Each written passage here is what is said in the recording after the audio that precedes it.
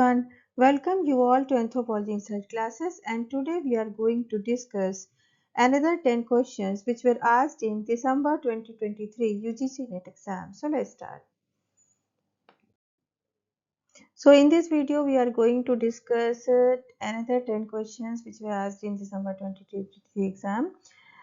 तो यहाँ पर देख लेते हैं क्वेश्चन नंबर 111 से लेकर क्वेश्चन नंबर 120 तक के 10 क्वेश्चन दिए गए हैं। यह है क्वेश्चन नंबर 111, ठीक है। The Indian neolithic cultural characteristics are known from, ठीक है। तो जो इंडियन नियोलिथिक कैरेक्टरिस्टिक्स हैं वो किन मतलब साइट से हमको पता चलती हैं। यहाँ पर कुछ साइट्स के नाम दिए हुए हैं, आपको देखना है कि कौन सी इंडियन नियोलिथिक साइट्स हैं, ठीक है। तो भीमबेटका एंड वीर भानपुर लिखा है। भीमबेटका जानते हैं आप, ये अपर पैलिथिक साइट है। इनाम गांव एंड बिला सरगम, ये भी बिला सरगम भी अपर पैलिथिक साइट है। इनाम गांव तो पोस्ट हड़प्पन साइट है। फिर संगन कल्लू आती है, सरुतारू आती है। These are the neolithic site. Sanganakallu ये तो आपका कर्नाटका की साइट है, ठीक है, जिनको कि हम जो है ऐश माउंट साइट्स में भी कुछ साइट्स के नाम आते हैं, जिसमें संगन कल्लू भी एक है। और सरुतारू एक साइट है जो कि दाजोली हार्डिंग के पास है, और ये असम की साइट है, ये भी एक नियोलिथिक साइट है। Iran and Chandoli, these are also neolithic sites. Iran जो है आपका ये चंदोली मतलब ईरान जो है मध्य प्रदेश की साइट है, और चंदोली महाराष्ट्र की साइट है, ठीक है। तो ये भी आपका जो है मालवा कल्चर से बिलोंग करते हैं। ये भी मतलब नियो चालकोलिथिक कल्चर से कह सकते हैं चंदोली एंड ईरान। तो Iran is belongs to neolithic site and Chandoli also neolithic या नियो चालकोलिथिक कह सकते हैं। तो संगन कल्लू ये इसमें प्योर नियोलिथिक के कैरेक्टर्स दिखाई दे रहे हैं संगन कल्लू एंड सरतारू में। और ईरान Chandoli also belong to neolithic culture. Then Gudiyam and Nevasa, ये रॉन्ग है। ये नेवासा तो आप जानते हैं मिडिल पैलिथिक साइट है, ठीक है। तो यहाँ पर जो मोस्ट मतलब अप्रोप्रिएट जो आंसर दिख रहे हैं वो सी एंड डी दिख रहे हैं।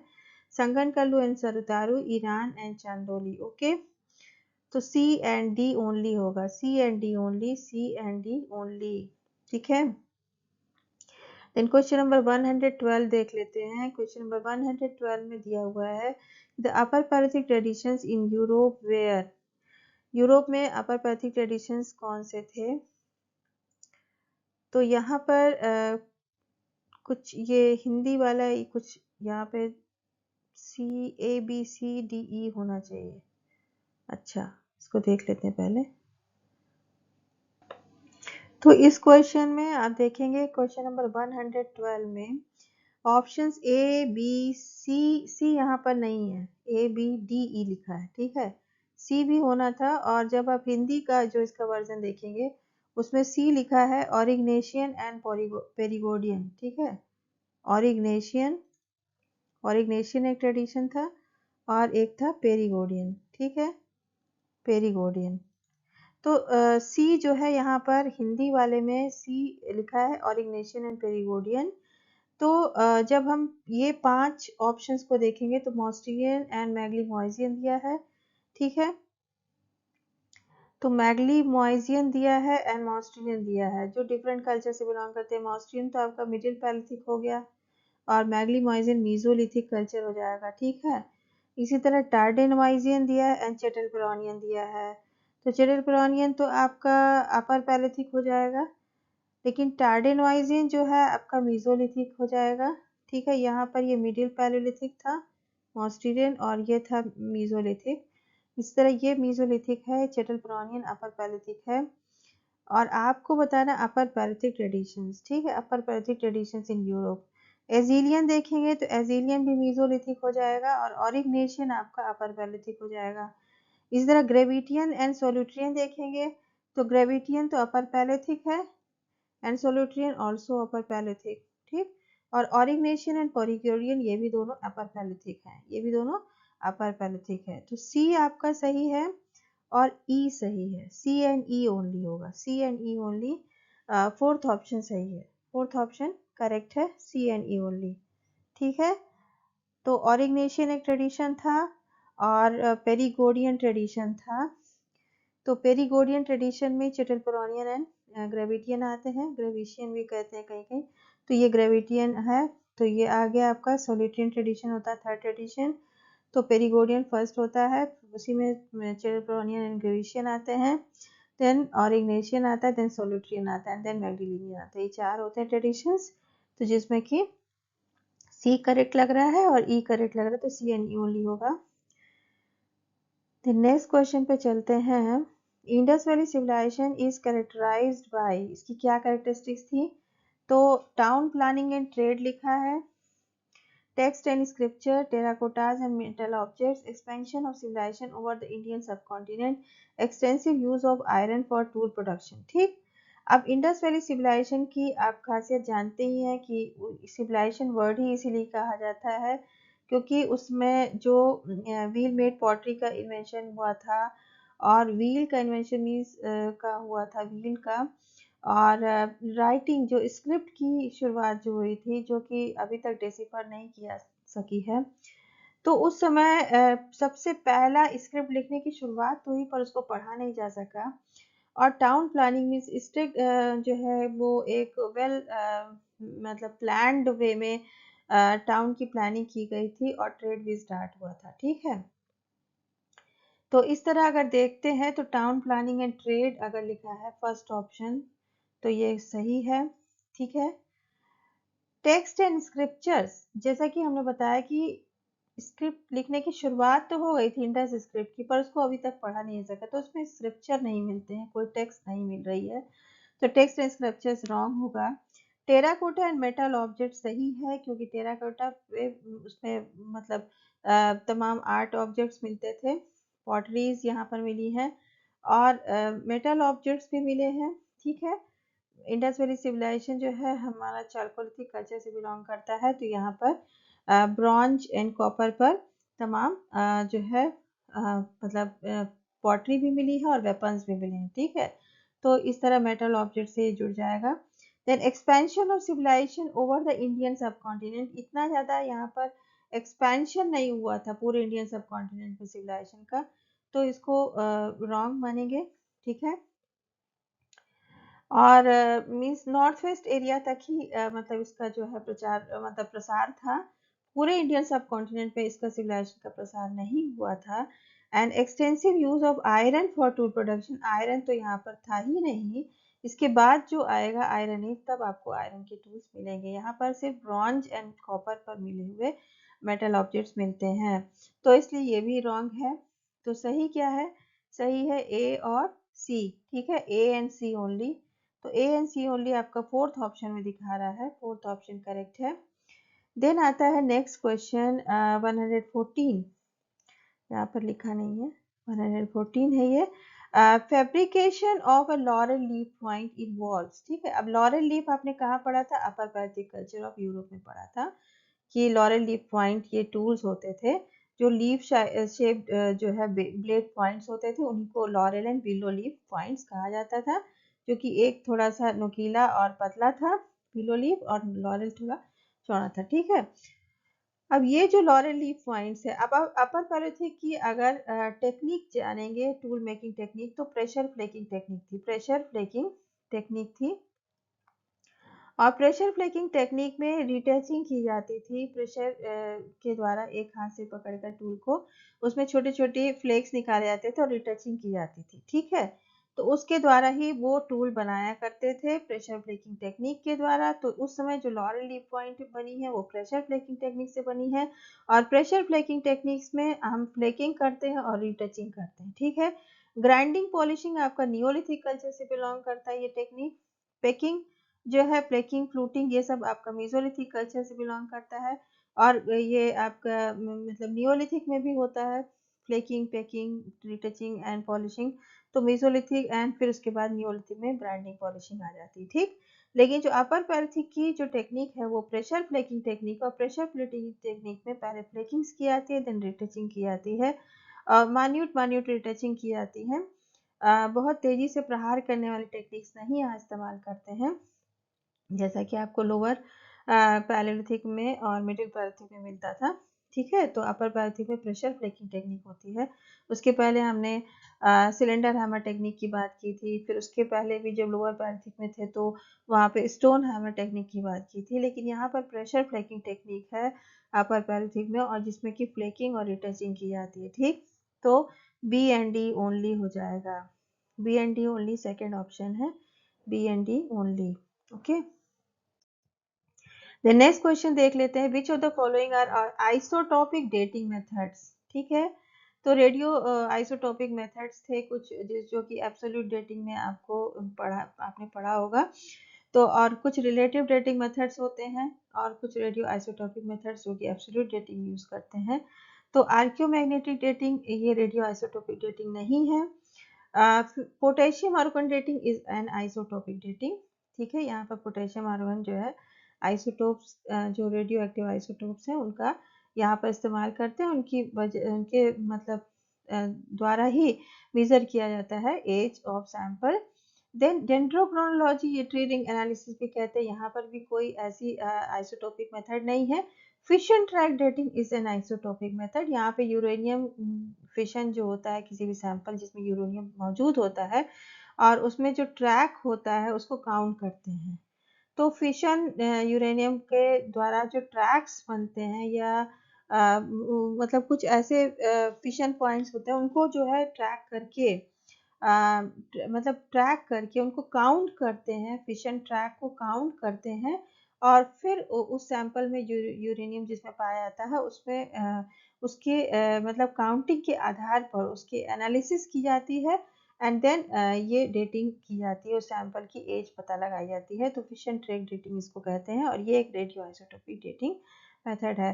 थर्मोल्यूसेंस is also not a radio isotopic method. Okay, तो यहाँ पर आपको दो डेटिंग मेथड्स ऐसे दिख रहे हैं जो रेडियो आइसोटोपिक डेटिंग मेथड्स हैं। जैसा कि आपने C14 मेथड पढ़ा था, वो भी एक रेडियो आइसोटोपिक डेटिंग था। Potassium argon fission track dating, तो बी एंड डी ओनली हो जाएगा, B and D only first option है। देन आ जाते हैं नेक्स्ट क्वेश्चन पर, क्वेश्चन नंबर 116, 116, ये था 115, 115 था, ये 16 है। और यहाँ पर match the list 1 with list 2 है। लिस्ट 1 में कुछ मेजरमेंट्स जो है बॉडी के दिए गए हैं और इधर डिफरेंट एज ग्रुप के मतलब लोगों का यहाँ पर दिया गया है। ठीक है, तो हेड सरकमफरेंस किस में मेजर किया जाता है, then weight for stature, shoulder hip ratio and BMI for age. ठीक, तो हेड सरकमफरेंस जो हो जाएगा आपका प्री स्कूल चिल्ड्रन में, head circumference preschool children में मेजर किया जाता है। देन वेट फॉर स्टेचर हो जाएगा प्री एडोलेसेंट चिल्ड्रन में।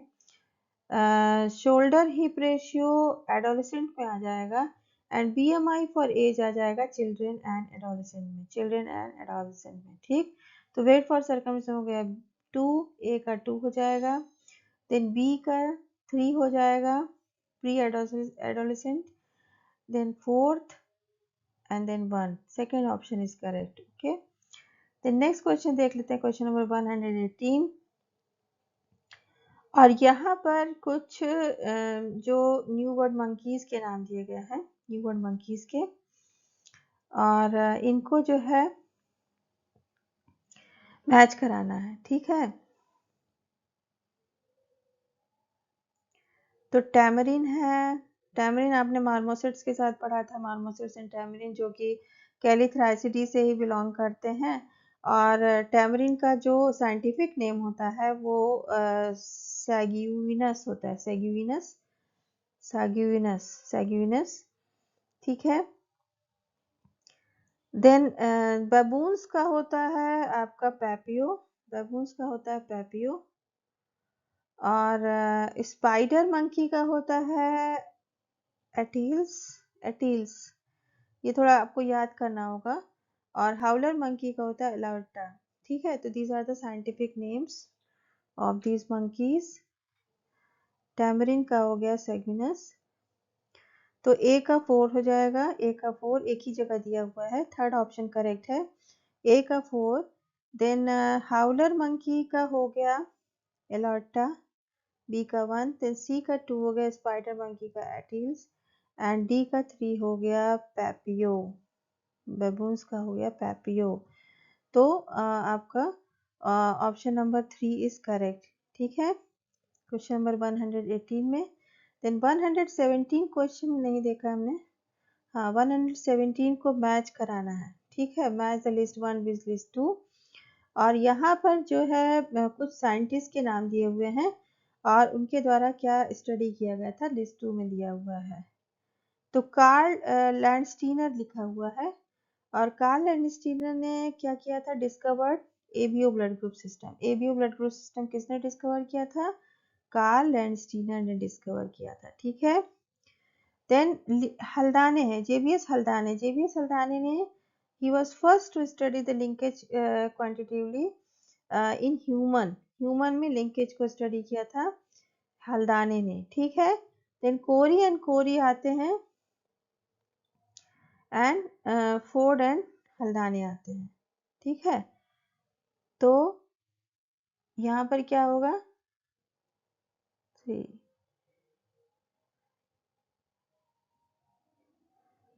कोरी एंड कोरी का होगा suggested the role of genetic disease in shaping the genetic constitution of human, and Ford and Haldane का हो जाएगा demonstrated the first enzyme defect in inborn errors of metabolism। ठीक, Ford and Haldane demonstrated the first enzyme specific defect in an inborn error of metabolism। तो D का हो जाएगा 4। ठीक है, तो लैंडस्टीनर का हमने देखा ए का 3 दो जगह दिया हुआ है। फिर बी देख लेते हैं, जेबीएस हल्दाने का फर्स्ट दिख रहा है और यहाँ पे 2 दिया हुआ है, तो option number 3 is correct. 3 is correct, B का 1 होगा लिंकेज ह्यूमन में, एंड देन कोरी एंड कोरी यहाँ पे हो जाएगा suggested the role of genetic disease, तो सी का हो जाएगा 2 एंड डी का हो जाएगा 4th। ठीक, तो ऑप्शन नंबर 3 करेक्ट है। नेक्स्ट क्वेश्चन देख लेते हैं। यहाँ पर क्वेश्चन नंबर 119 है, यहाँ पर मैच द लिस्ट फॉलोइंग है। लिस्ट 1 में कुछ प्रोग्राम्स के नाम दिए हुए, projects and programmes, and list 2 में ईयर्स के नाम दिए हुए, ईयर ऑफ कमेंसमेंट। ठीक है, ए है international biological programme, then man and biosphere programme, human genome project and human genome diversity project. अब इसमें ह्यूमन जीनोम प्रोजेक्ट आप लोगों ने जेनेटिक्स में पढ़ा भी था। ह्यूमन जीनोम प्रोजेक्ट ये 13 ईयर तक चलने वाला प्रोजेक्ट था, जो कि 1990 में स्टार्ट किया गया था और 2003 तक चला था। ठीक है, 2003 तक चला था। ये 13 ईयर्स तक चलने वाला प्रोजेक्ट था, 13 ईयर प्रोजेक्ट कहते हैं इसको। तो ह्यूमन जीनोम प्रोजेक्ट सी का हो जाएगा 4, and human genome diversity project ये भी 1990 में स्टार्ट हुआ था, तो ये हो जाएगा 1991। ठीक है, अब इसमें जो इंटरनेशनल बायोलॉजिकल प्रोग्राम है ये स्टार्ट हुआ था 1964 में, और मैन एंड बायोस्फीयर प्रोग्राम हुआ था 1971 में। ठीक, अब जो इंटरनेशनल बायोलॉजिकल प्रोग्राम है वो 1964 से 1974 तक 10 साल तक ये चला, international biological programme, and to coordinate the large scale ecological and environmental studies. ठीक, this programme was started to coordinate the large scale ecological and environmental studies। okay, and then man and biosphere programme जो है ये start हुआ था 1971 में, 1971 में। ठीक है, और ये लॉन्च किया गया था यूनेस्को के द्वारा, यूनेस्को के द्वारा लॉन्च किया गया था man and biosphere programme. To it was launched to improve the relationship between man and environment, man and their environment, उनके बीच में आपस में जो रिलेशनशिप है ह्यूमन की उनके एनवायरनमेंट के साथ, उसी को इम्प्रूव करने के लिए, to improve this relationship between man and environment, man and biosphere इसका नाम है, तो ये 1971 में यूनेस्को के द्वारा लॉन्च किया गया था। ठीक है, तो आपका हो जाएगा इंटरनेशनल बायोलॉजिकल प्रोग्राम 1964। तो ए का हो जाएगा 3, ए का 3 दो जगह है। देन बी का देख लेते हैं, बी का है 1, बी का 1 भी दो जगह है। देन सी देख लेते हैं, ह्यूमन जीनोम प्रोजेक्ट जैसा कि बताया 1990 में स्टार्ट हुआ था और ये मतलब 13 साल चल रहा था, 2003 तक चला था। ठीक है, 1993 से। तो ये हो गया आपका 1990। तो सी का हो जाएगा 4, सी का 4 हो जाएगा। ठीक है, तो ए का हमने क्या देखा, 3 देखा, बी का 1 देखा, सी का 4 एंड डी का 2, डी का 2, 1991। Fourth option is correct, fourth option is correct. Okay, तो नेक्स्ट क्वेश्चन पे चलते हैं। 120 यहाँ पे मैच कराना है लिस्ट 1 विद लिस्ट 2। यहाँ पर कुछ बुक्स के नाम दिए हुए हैं।